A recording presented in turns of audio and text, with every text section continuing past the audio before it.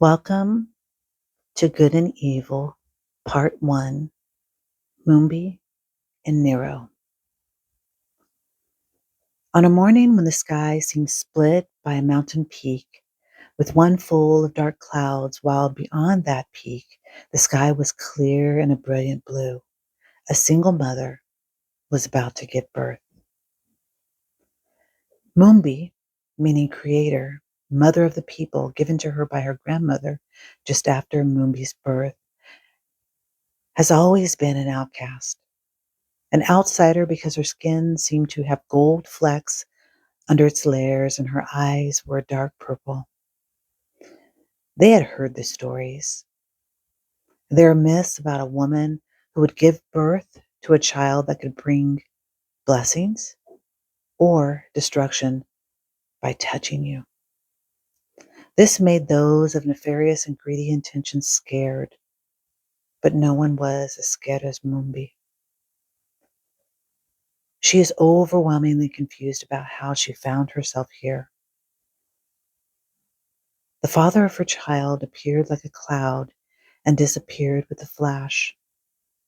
He stood 6'4" with tall, curly hair, a thin build that was made of defined muscle, and eyes the color of warmed gold. His name is Nero, meaning blessed, but avenger vengeance. They had never been intimate.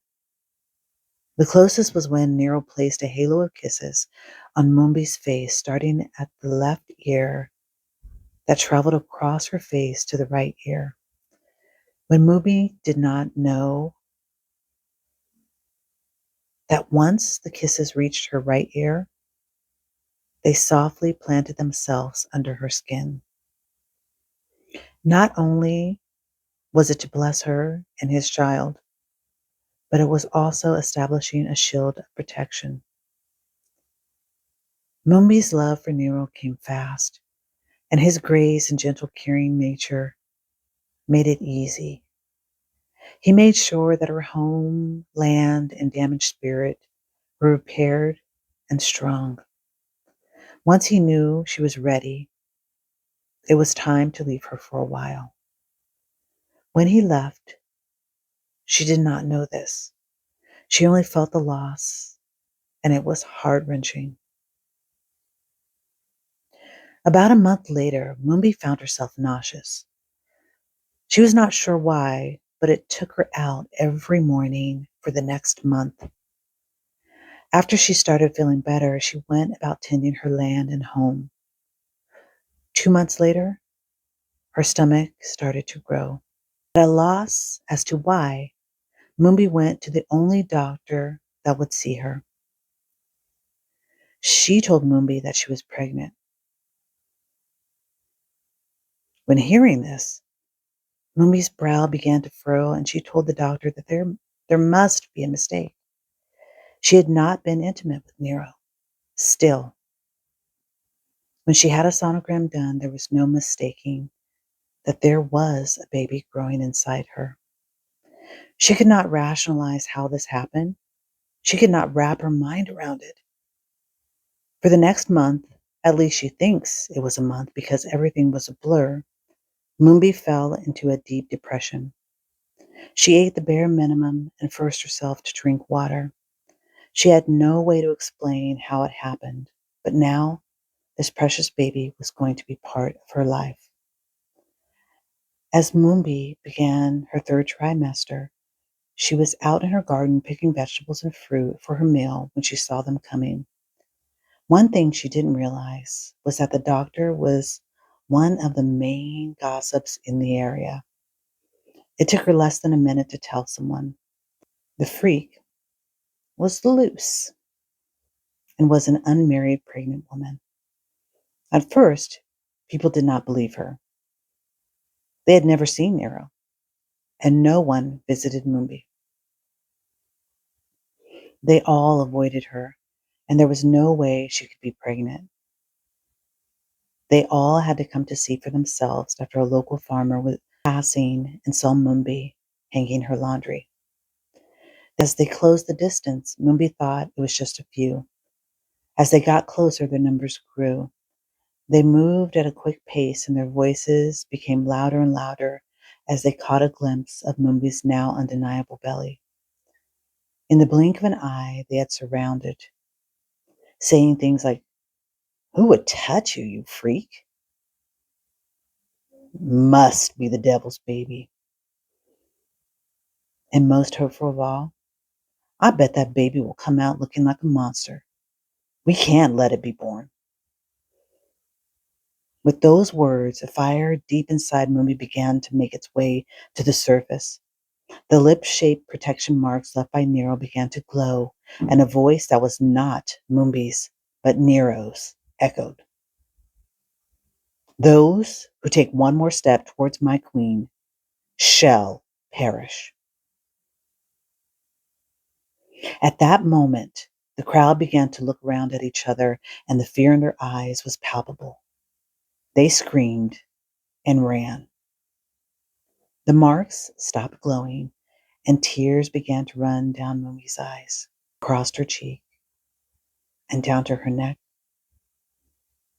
She now realized that the life she was carrying meant the world to her, and she truly loved and wanted them to be born safely.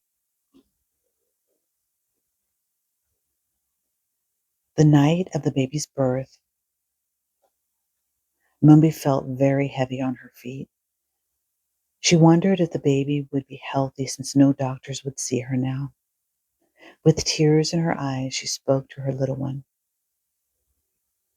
"Precious one, I know that you will join me soon, and your arrival is what I wish for more than anything. I do not know how you came to be, but I do know that you will be wise, kind, and full of grace. Mama loves you." With that, her contractions started. In less than 10 minutes, her baby girl was born, healthy, with full curly hair. When she opened her eyes, they were golden, just like Nero's. Mumbi broke down at that moment. She now knew that she had been blessed by Nero, and that no matter how she came to be, Amari, meaning possesses great strength, and moon,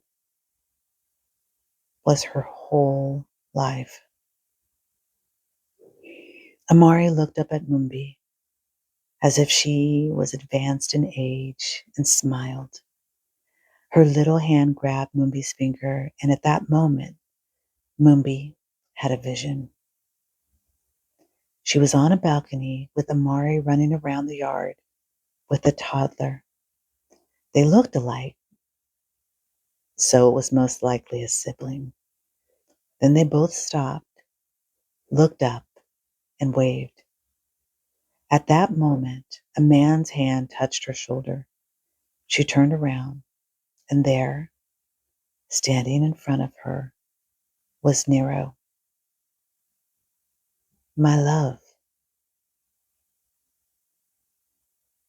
Thank you, friends, for listening to part one. Part two will drop within a couple of days. If you're not subscribed to the channel, please do so now so you do not miss part two. Let's find out what little Mari has to offer the world, shall we? See you soon.